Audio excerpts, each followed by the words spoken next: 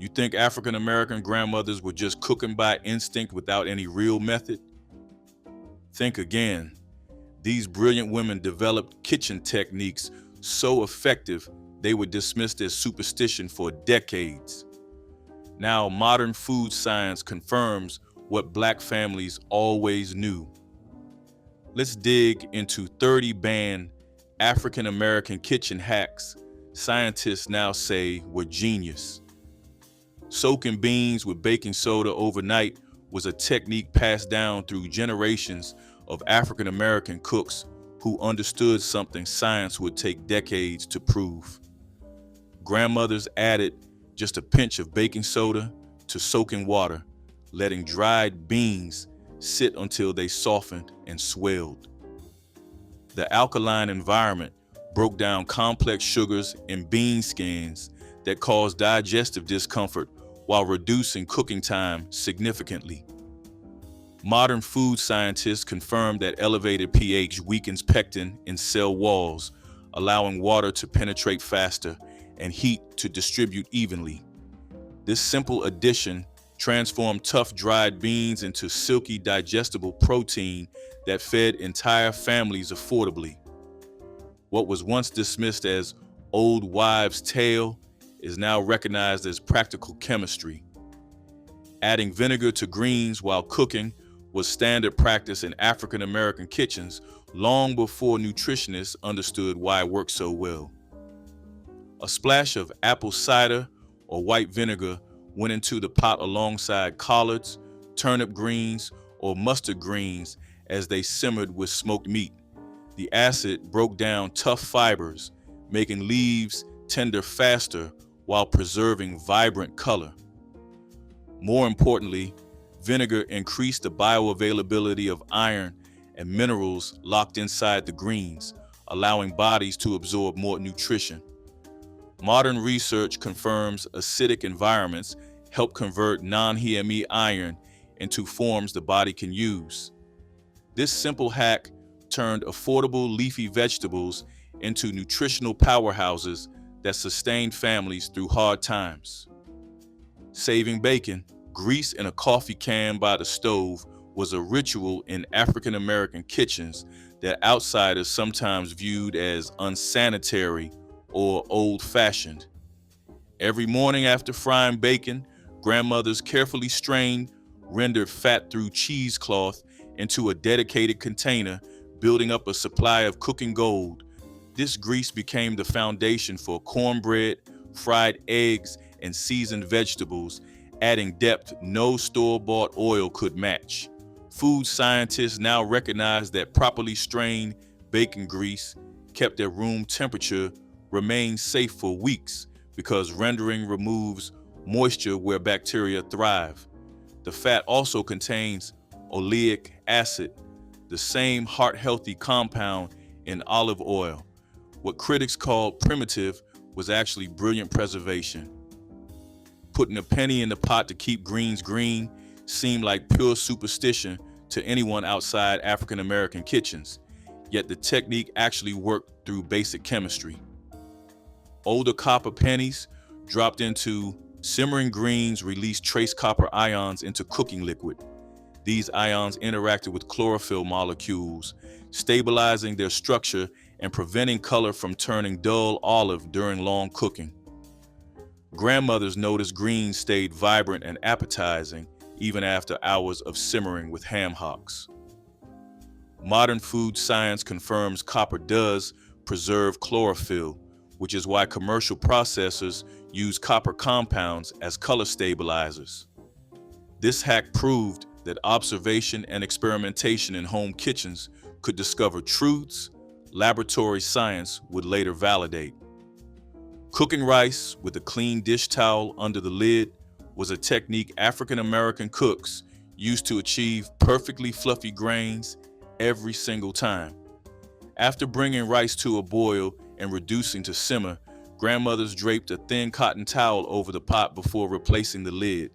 The towel absorbed excess moisture that would otherwise drip back onto rice, creating soggy, clumpy results. This simple barrier allowed steam to work while wicking away condensation that ruined texture. Food scientists studying rice preparation now recommend this exact method, explaining that the towel prevents water from pooling while maintaining humid environment needed for even cooking. What seemed like grandmother's quirky habit was actually precise moisture control that professional chefs now teach. Rubbing meat with salt and letting it sit before cooking was a practice African American cooks inherited from generations of knowledge about making tough cuts tender and flavorful. Hours before cooking, grandmothers generously salted pork chops, chicken pieces, or beef roasts, then let them rest uncovered. Salt drew moisture to the surface initially, then that brine was reabsorbed deep into muscle fibers, carrying flavor and breaking down proteins. Modern chefs call this dry brining, and food science confirms salt denatures proteins, allowing them to hold more water and preventing dry, tough results. African American cooks perfected this technique out of necessity, transforming cheap cuts into satisfying meals that sustained working families. Adding a splash of coffee to chocolate desserts was a secret weapon in African American baking that confused anyone who tasted the results but could not identify the mystery ingredient.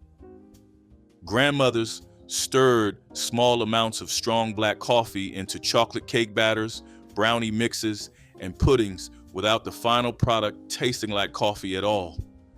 The caffeine and compounds in coffee amplified chocolate flavor, making it taste richer without adding more cocoa.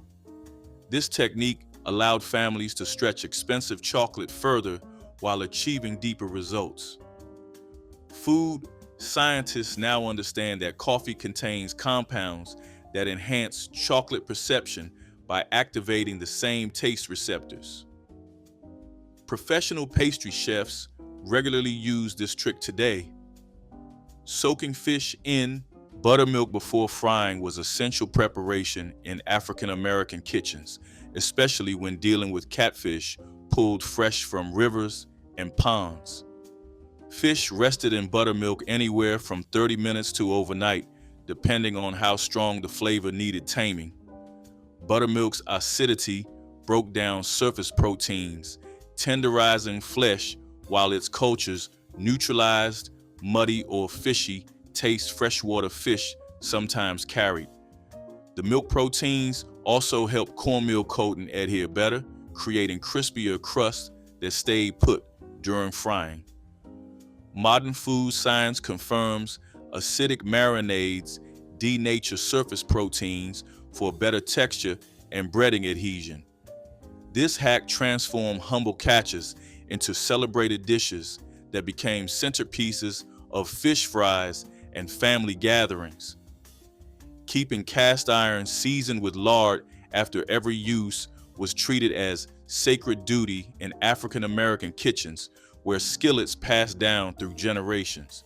After washing with minimal soap and hot water, grandmothers dried cast iron completely over heat, then rubbed a thin layer of lard across every surface before storing. This process built up layers of polymerized fat that created a natural nonstick surface superior to modern chemical coatings.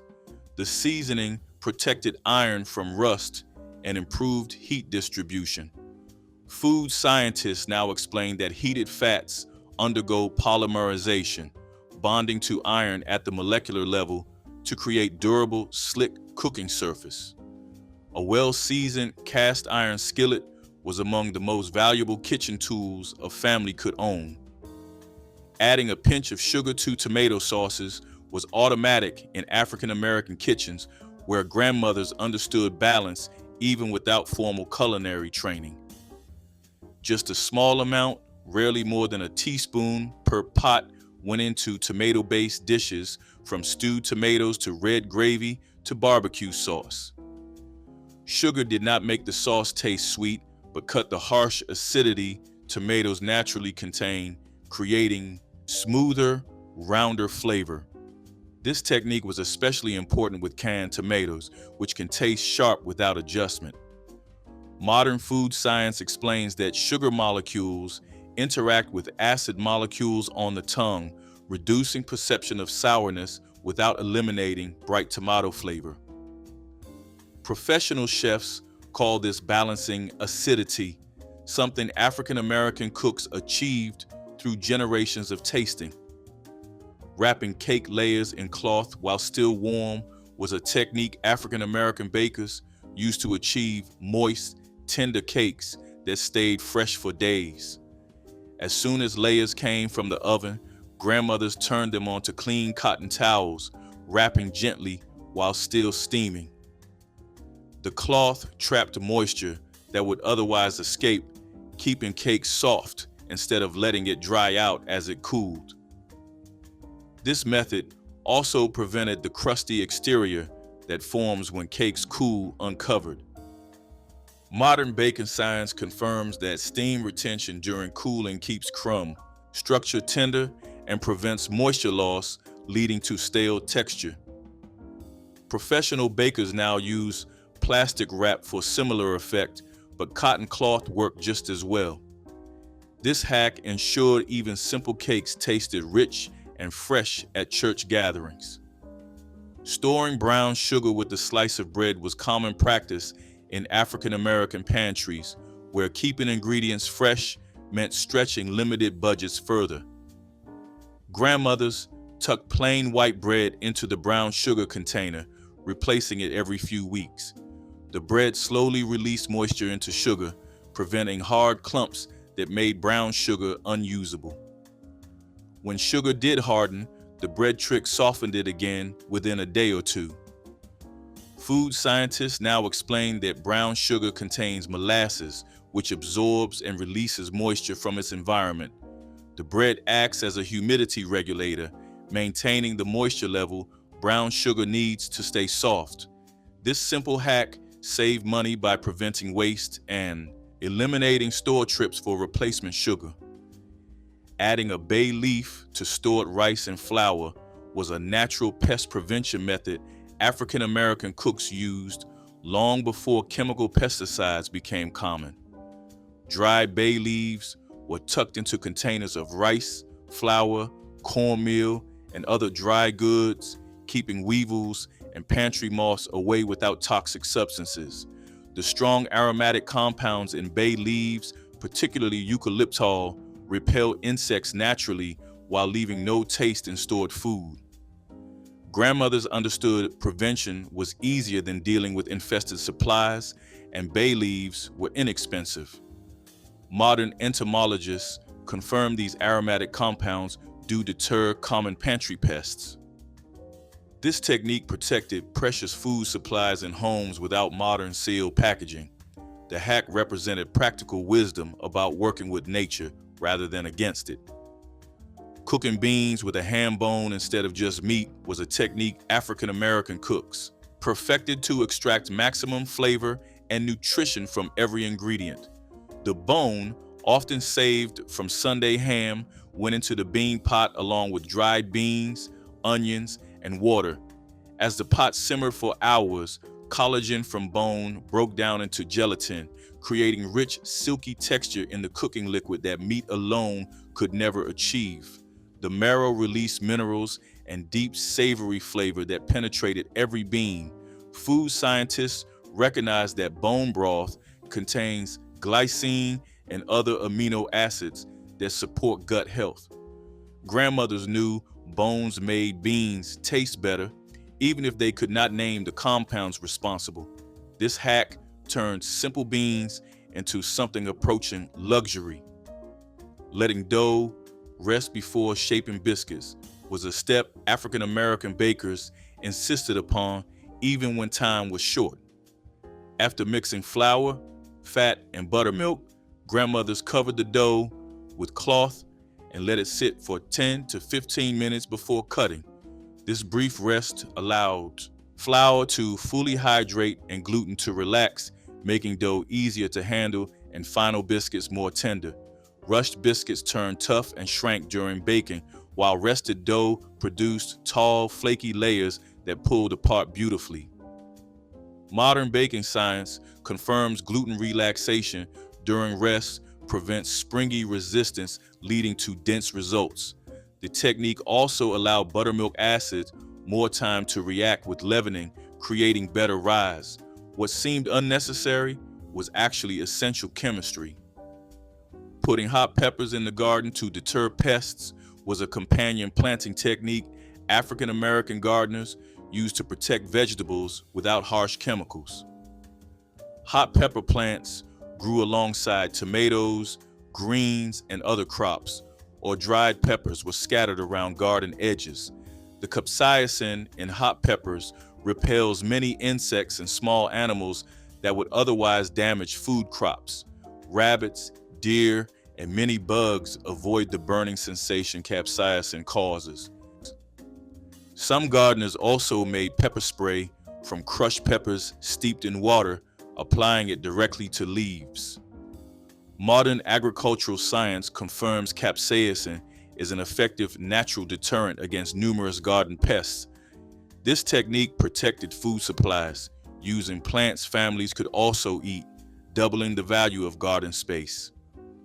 Scoring fat on pork before roasting was a technique African American cooks used to achieve crackling crisp skin and more flavorful meat throughout.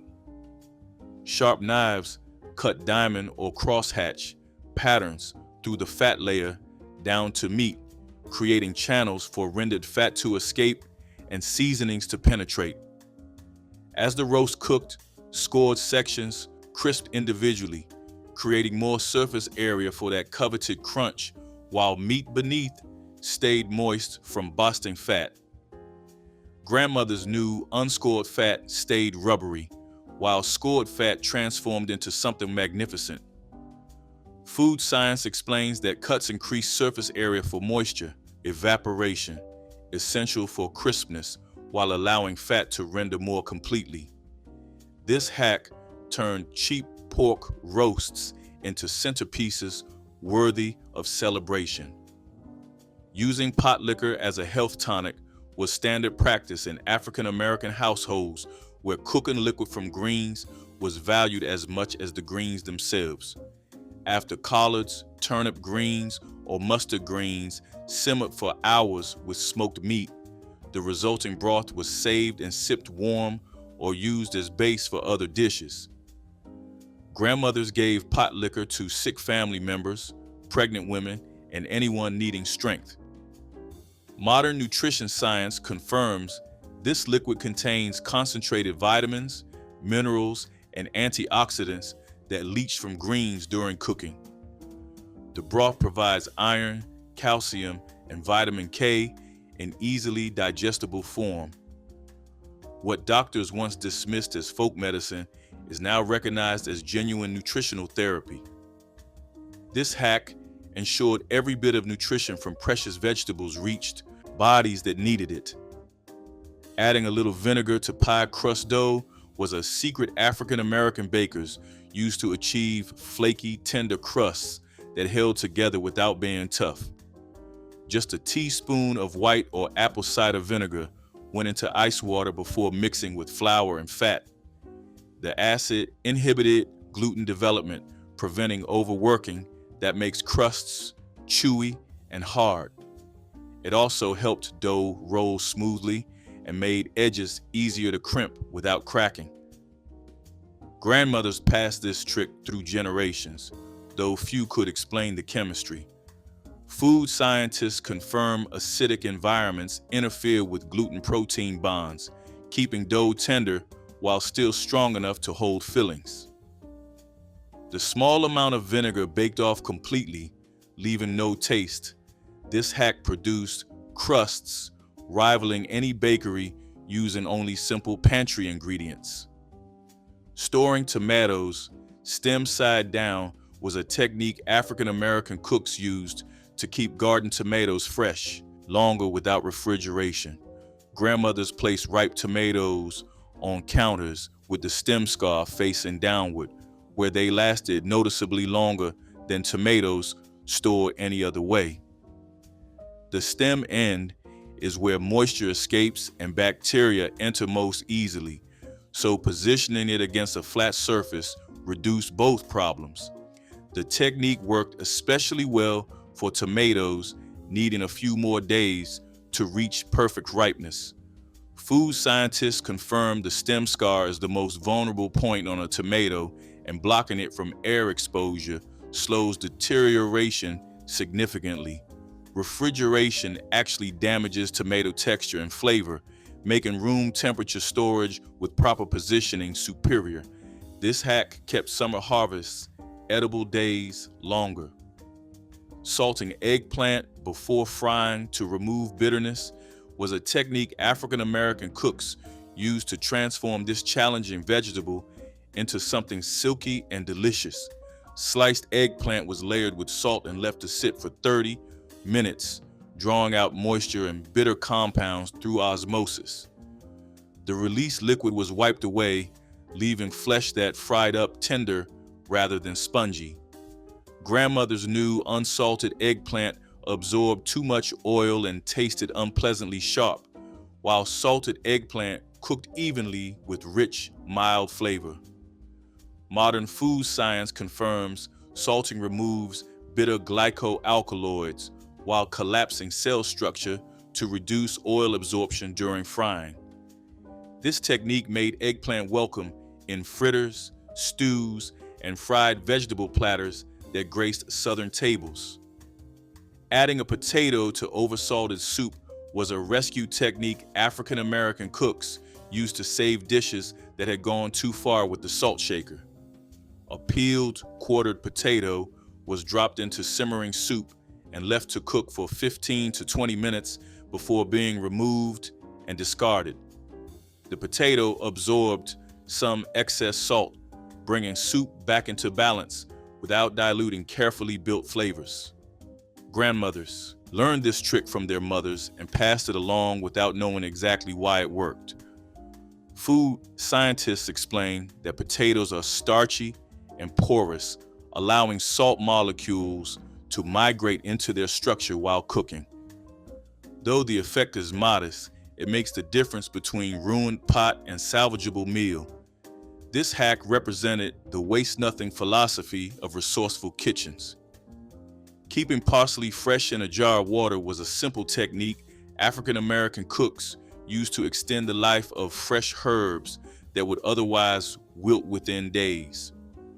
Parsley stems were trimmed and placed in a jar of water like a bouquet of flowers, then loosely covered with plastic and stored in the refrigerator. Treated this way, parsley stayed vibrant for up to 2 weeks instead of turning slimy after just a few days. Grandmothers applied this same method to cilantro, green onions, and other herbs with tender stems. Modern food science confirms that cut stems continue to draw water, keeping leaves hydrated when given a water source.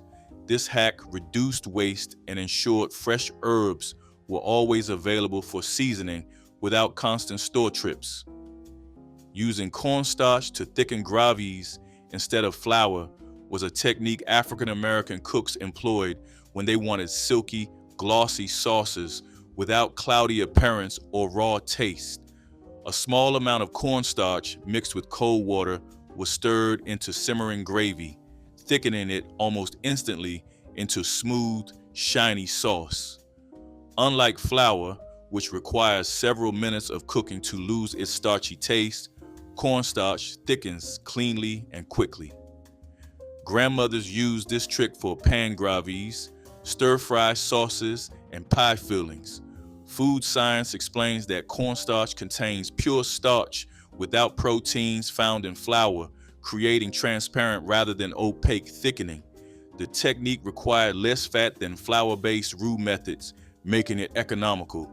This hack gave home cooks restaurant-quality results using pantry staples. Letting fried chicken rest before serving was a step African American cooks insisted upon, even when hungry family members hovered impatiently around the kitchen. After pieces emerged golden and crackling from hot oil, they were placed on wire racks for 5 to 10 minutes before being plated. This resting period allowed internal juices to redistribute throughout the meat rather than flooding out with the first bite. The crust also firmed up during resting, becoming crispier as excess oil drained away. Grandmothers knew chicken eaten immediately tasted good, but chicken that rested tasted perfect. Modern food science confirms resting allows protein fibers to relax and reabsorb moisture, resulting in juicier meat. This hack transformed good fried chicken into legendary fried chicken worth waiting for. Adding molasses to baked beans for depth was a technique African American cooks used to create complex layered sweetness that plain sugar could never achieve. A generous pour of dark molasses went into the bean pot along with brown sugar, mustard, and salt pork, transforming simple beans into something rich and memorable. The molasses contributed not just sweetness, but mineral notes, slight bitterness, and depth that made each bite more interesting. Grandmothers knew molasses sweetened beans tasted like celebration, while sugar-sweetened beans tasted flat. Food scientists recognize that molasses contains complex flavor compounds from the sugar refining process, including phenolic compounds. This technique made baked beans worthy of church suppers and family reunions where they disappeared fast. Blanching vegetables before freezing was a preservation technique African American cooks used to maintain color, texture, and nutrition in garden harvests stored for winter. Fresh vegetables were plunged into boiling water for 1 to 3 minutes, then immediately transferred to ice water to stop cooking. After draining and drying, blanched vegetables went into freezer containers where they kept for months. Grandmothers knew unblanched frozen vegetables turned mushy, discolored, and lost flavor, while blanched vegetables retained their quality. Modern food science confirms blanching deactivates enzymes responsible for deterioration, preserving texture and nutrients that would otherwise break down even at freezing temperatures. This hack allowed families to enjoy summer's bounty throughout the year. Rubbing lemon on cut fruit to prevent browning was a technique African American cooks used to keep apples, peaches, and other fruits looking fresh and appetizing. As soon as fruit was sliced, lemon juice was brushed across cut surfaces, creating a protective barrier against air.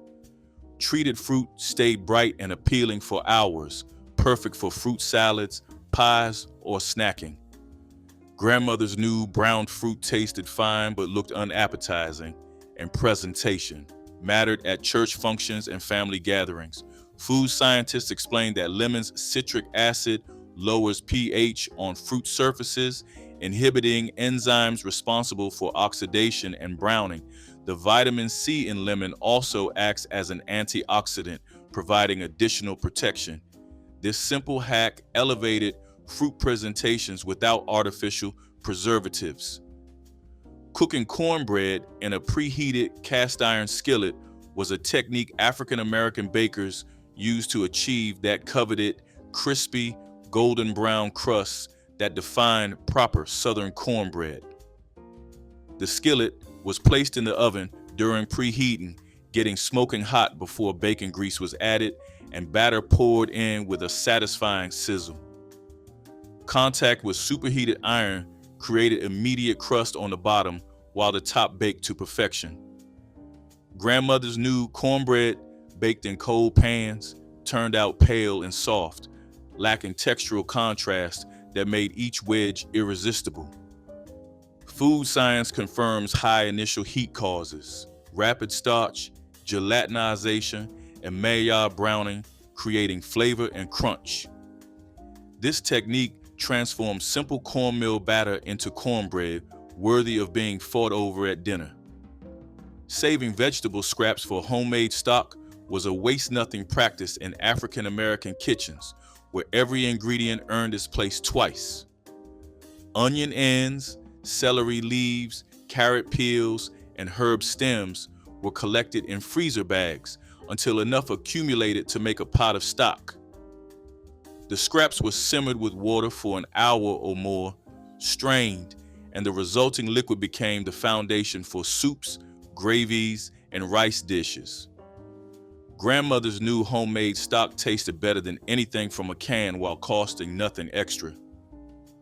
Modern food science recognizes that vegetable scraps contain concentrated flavor compounds and nutrients that transfer into cooking liquid.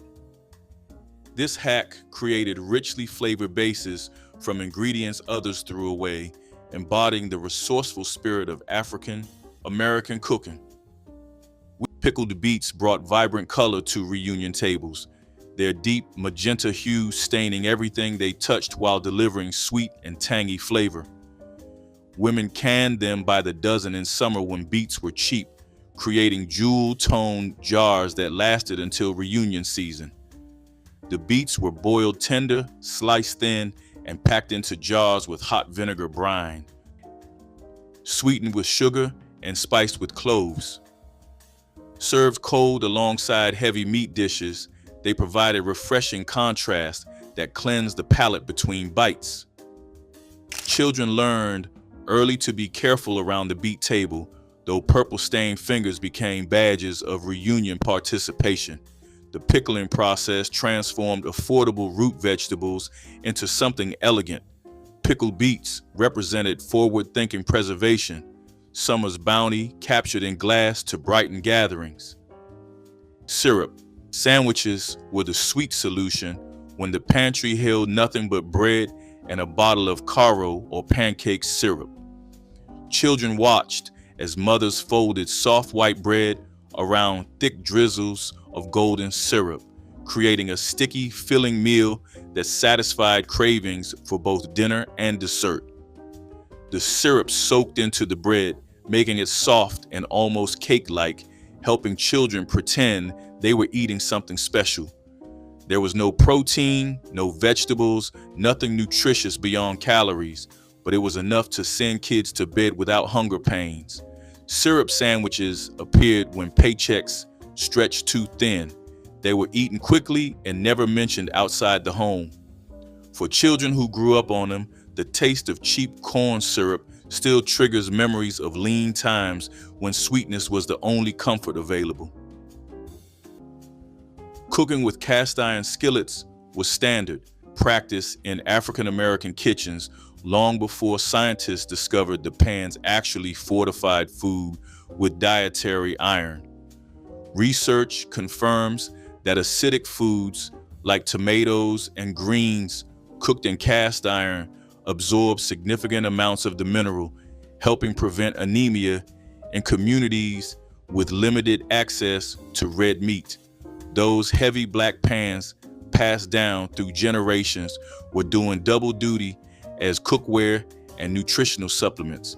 Grandmothers seasoned their skillets with lard, building layers of natural non-stick coating that modern chemists struggle to replicate safely. What seemed like stubborn attachment to old equipment was actually health intervention disguised as tradition.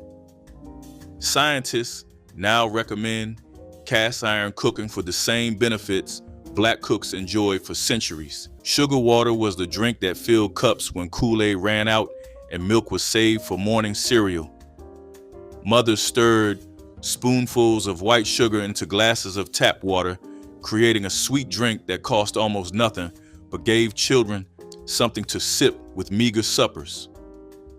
The sweetness hit the tongue fast, providing a quick rush that made hunger feel less sharp. In summer, sugar water was served cold with ice. In winter, it was warmed on the stove, turning it into something that felt almost like a treat. Children drank it without question, because asking for more meant drawing attention to what the household lacked.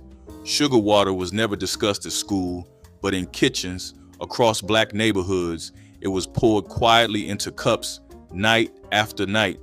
It was hydration with just enough sweetness to make poverty taste less bitter.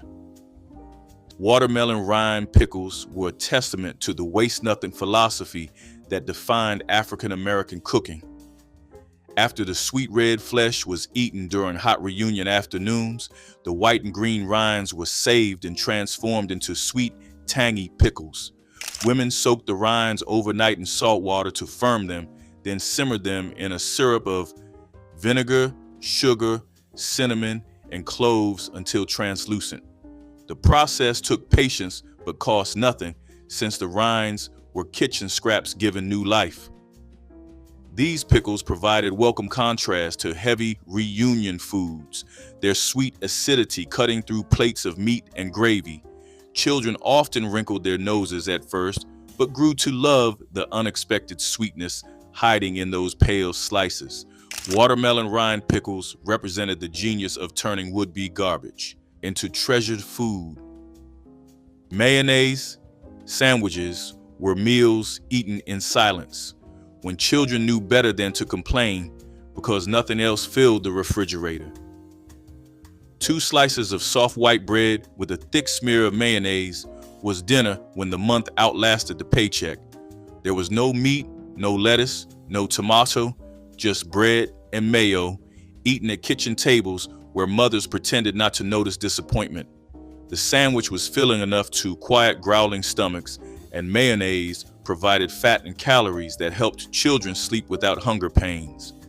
Families never talked about these sandwiches outside the home because admitting to them meant admitting to poverty. Children grew up carrying the memory of that taste, soft bread giving way to creamy richness that was never quite enough, but always better than nothing. Cooking collard greens for hours was dismissed as overcooking vegetables into mush, yet African American grandmothers knew something nutritionists took decades to confirm. The long, slow simmer breaks down tough cellulose fibers that human stomachs struggle to digest, releasing nutrients that quick-cooked greens keep locked away. Scientists now understand that extended cooking times make minerals like calcium and iron far more bioavailable. Families gathered around pots that simmered all Sunday morning, filling kitchens with that unmistakable aroma of greens seasoned with smoked meat. What seemed like patience born of tradition was actually sophisticated food science, practiced without laboratories. Those hours at the stove created meals that nourished in ways fast cooking never could. Neckbones and rice anchored family reunion tables with rich, soul-satisfying presents that cost almost nothing to prepare. Women bought these bony cuts for pennies, knowing that hours of slow simmering would transform them into tender meat swimming in silky gravy. The bones released their marrow into the cooking liquid, creating a broth so rich it seemed impossible from such humble beginnings. Seasoned with onion, garlic, bay leaves, and black pepper, the pot bubbled away while cousins played and elders swapped stories. Served over mounds of fluffy white rice, each plate stretched the budget while filling bellies completely. The rice absorbed every drop of flavorful liquid, turning simple grains into something extraordinary. Neckbones and rice proved that the cheapest cuts, handled with patience, could become the most anticipated dish. Fatback and cabbage was a dish that announced lean times without anyone speaking about money. Fatback, the thick slab of pork fat, was cheap because it contained almost no meat. But when sliced and fried until crispy, then simmered with shredded cabbage, it transformed into something rich, savory, and deeply satisfying. The rendered fat coated every strand of cabbage, giving vegetables a silky texture and porky depth that made them irresistible. Families ate this with cornbread, using the bread to soak up the flavorful potlikker at the bottom of the bowl. It was poor folks' food, but it never tasted like poverty when made by hands that knew how to coax flavor from almost nothing. Children who grew up eating fatback and cabbage carry the memory of that smoky, comforting taste long after circumstances changed. Drinking pot liquor from greens was a practice that made outsiders cringe, yet African American families treasured every drop of that dark, rich cooking liquid.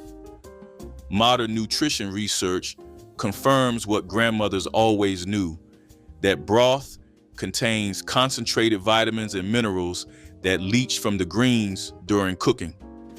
Scientists discovered pot liquor holds more nutritional value than the vegetables themselves, packed with water-soluble vitamins B and C.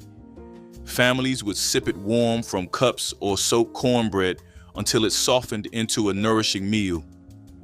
During lean times, this liquid gold stretched resources while delivering essential nutrition. What doctors now call nutrient-dense broth, Black families simply called pot liquor, and they never wasted a single precious drop. Butter beans and ham hocks represented the marriage of garden vegetables and meat counter scraps. That defined reunion cooking. Large pots of pale green lima beans simmered all morning with smoked ham hocks, the bones releasing their smoky essence into the creamy legumes. Women started the pot before sunrise, letting the beans slowly break down until some dissolved into the broth while others held their shape. The ham hocks yielded precious scraps of tender meat shredded back into the pot before serving. Children loved scooping the soft beans onto their plates, mashing them into the silky liquid. One ham hock costing mere pennies could flavor an entire pot feeding 30 people. Butter beans and ham hocks carry memories of grandmothers stirring pots and aunties tasting for seasoning, showing abundance came from patience. Neckbones and rice was the meal that turned discarded cuts of pork into something that could feed an entire family for days. Butchers sold neck bones, cheap because most customers walked past them, but Black mothers knew the secret hidden in those bony scraps.